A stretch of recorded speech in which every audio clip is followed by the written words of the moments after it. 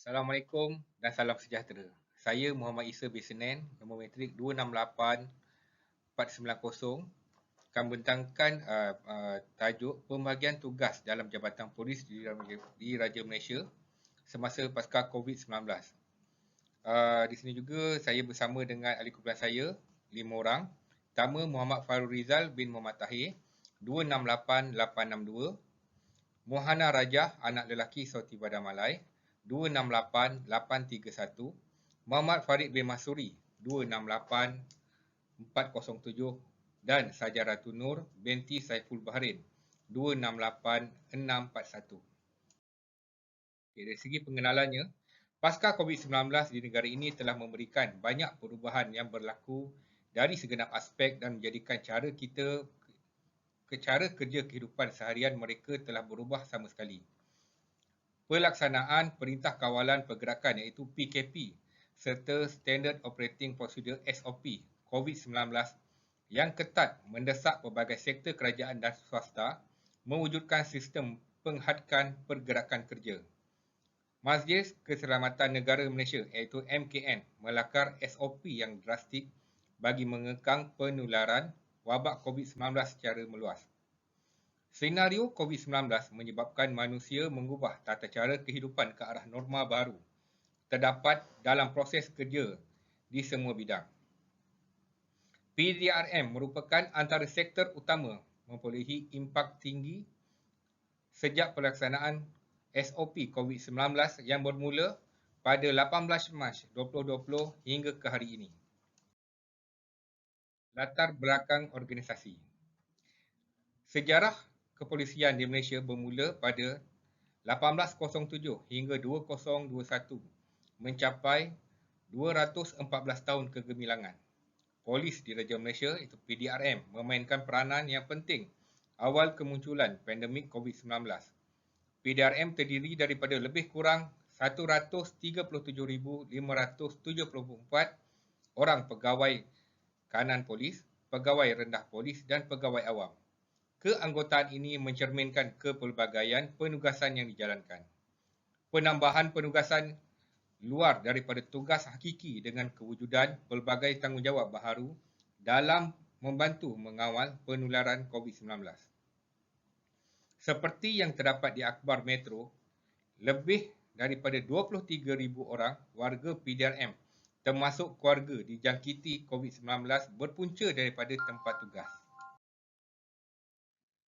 Pembahagian tugas di dalam Jabatan Polis Raja Malaysia semasa pasca COVID-19. Pembahagian tugas dalam PDRM adalah sangat penting supaya ianya tidak akan menimbulkan sebarang konflik yang tidak diingini di dalam tempat kerja dan juga memberikan kesan terhadap hubungan kerja anggota polis di dalam sebuah jabatan. Mat Said 1996. Konflik istilah satu fenomena semula jadi berlaku terhadap diri individu. Konflik akan berlaku apabila individu tersebut mempunyai percanggahan idea, matlamat, nilai, emosi dan juga tingkah laku. Langkah-langkah mengelak wujud konflik di dalam kalangan anggota PDRM terdapat pembahagian tugas-tugas semasa pasca COVID-19 adalah dengan cara iaitu membuat jadual kerja yang fleksibel kepada semua anggota di dalam jabatan yang terlibat. Mewujudkan pengiliran kerja mengikut tugas anggota, menjadikan Jabatan Sumber Manusia sebagai rujukan semasa pasca COVID-19. Menjadikan komunikasi yang berhemah sebagai perkara utama semasa pembahagian kerja. Membuat jadual kerja yang fleksibel kepada semua anggota di dalam jabatan yang terlibat. Jadual kerja fleksibel. Salah satu langkah yang terbaik mengikut kepada kapasiti yang dibenarkan untuk mengelakkan sebarang konflik yang berlaku dalam warga PDRM. Memberikan peluang kepada anggota yang terlibat untuk sentiasa bersedia dengan tugas yang diberikan oleh ketua jabatan. Sebagai contohnya, tugas Sekatan Jalan Raya iaitu SJR sepanjang pelaksanaan PKP seluruh negara yang berterusan 24 jam sehari memerlukan tenaga kerja yang banyak berbanding dengan tugas-tugas lain. Jika tiada aturan kerja yang fleksibel, maka ia boleh mencetuskan konflik di kalangan penyelia dengan anggota yang berpangkat rendah dalam PDRM. Mewujudkan penggiliran kerja mengikut tugas anggota. Had Kapasiti Pekerja MKN menetapkan satu garis panduan umum kepada semua sektor di negara ini tentang pekerjaan di sebuah organisasi dengan menghadkan kapasiti pekerja mengikut fasa-fasa tertentu. Pengiliran kerja. PDRM juga harus mewujudkan pengiliran kerja dalam waktu pandemik COVID-19 mengikut tugas yang disandang agar tiada proses pengadilan, keselamatan dan prinsip-prinsip asas kepolisian tertangguh. Membantu mengimbangkan masa kerja seorang pegawai, anggota dan kaki tangan organisasi PDRM. Menjadikan Jabatan Sumber Manusia sebagai rujukan semasa pasca COVID-19. HR berperanan dalam segala dasar yang telah diarahkan oleh kerajaan melalui ketua jabatan termasuk dalam menguruskan isu-isu kerja yang boleh mendatangkan konflik kepada pekerja semasa pasca COVID-19. HR juga memastikan segala keperluan tugasan dalam PDRM akan dilaksanakan dengan cekap dan berhemah mengikut proses yang telah ditetapkan semasa pasca COVID-19. Sebagai contohnya, HR disarankan menyampaikan sebarang arahan hebahan dari pihak peringkat atasan kepada petugas di bawah memantau keadaan semasa COVID-19 dengan jelas. Lebih terperinci dengan cara profesional serta menggunakan komunikasi yang bersesuaian agar maklumat yang disampaikan dengan tepat. Menjadikan komunikasi yang berhemah sebagai perkara utama semasa pembahagian kerja. Iaitu komunikasi merupakan satu elemen penting dalam konten hubungan manusia. Ia dapat menyelesaikan segala konflik yang berlaku pada seorang individu atau kelompok masyarakat. Komunikasi.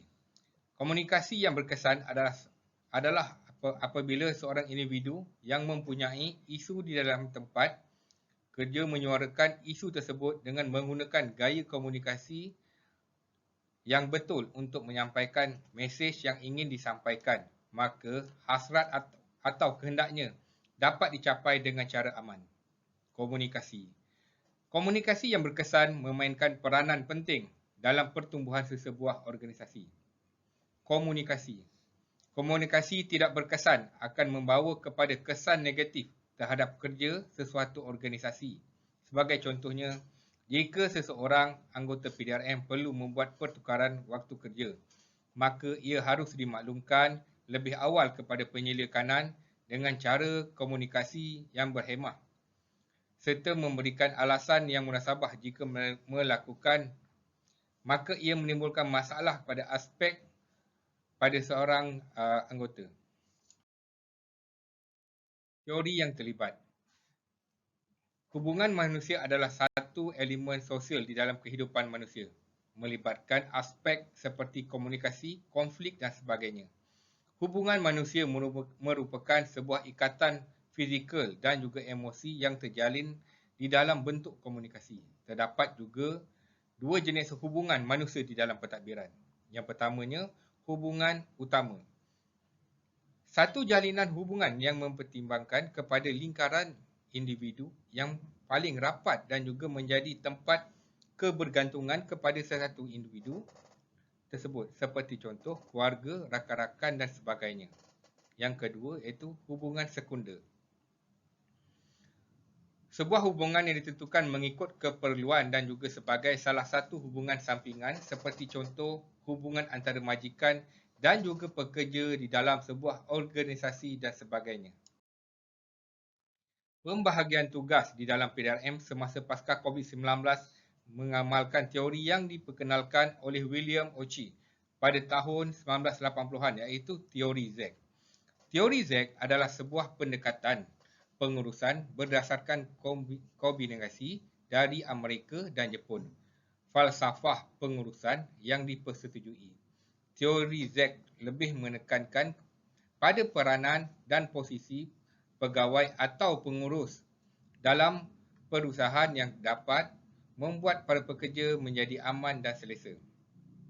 Teori Z telah membangun kesetiaan pekerja kepada organisasi melalui mindset pekerjaan seumur hidupnya itu. Elemen amalan yang penting di dalam hubungan manusia di dalam pentadbiran. Perkhususan yang sederhana antara majikan dan juga pekerja. Sebagai contoh, anggota dan juga ketua jabatan di dalam PDRM memastikan tugasan yang diberikan dapat dilaksanakan dengan baik semasa pasca COVID-19 yang melanda negara. Menjadikan seseorang individu lebih bertanggungjawab.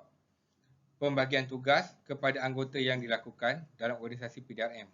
Dengan adanya pembagian kerja tersebut, maka anggota di dalam jabatan akan dapat menjalankan tugas mereka dengan lebih baik sama ada di dalam organisasi maupun di luar organisasi. Membuat keputusan di dalam kumpulan.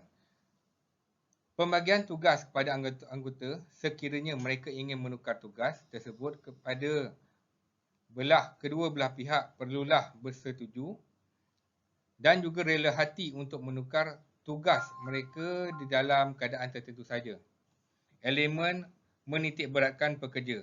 Apabila berlaku kemalangan semasa menjalankan tugas, sumber manusia perlu sedia memaklumkan keperluan anggota tersebut seperti menguruskan cuti, menguruskan hal berkaitan dengan surat menyurat dan sebagainya.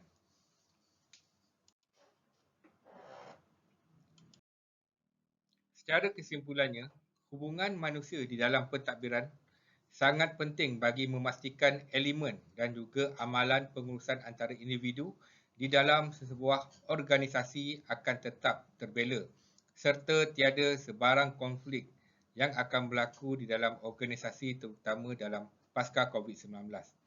Asas teori perhubungan manusia di dalam pentadbiran itu sendiri memberikan penekanan kepada kualiti hubungan manusia di tempat kerja kerana ianya akan memberikan keberkesanan terhadap kepuasan kerja seseorang individu di tempat kerja mereka dan juga akan mempengaruhi suasana kerja yang lebih produktif untuk jangka masa yang panjang. Okey, berikut adalah gambar-gambar sepanjang penugasan PDRM dalam pasca COVID-19. Antaranya SJR iaitu Sekatan Jalan Raya, pemeriksaan kedai-kedai ataupun premis, pekerjaan ataupun di kedai-kedai, buat taklimat. Sekian daripada pembentangan saya. Terima kasih. Assalamualaikum dan salam sejahtera.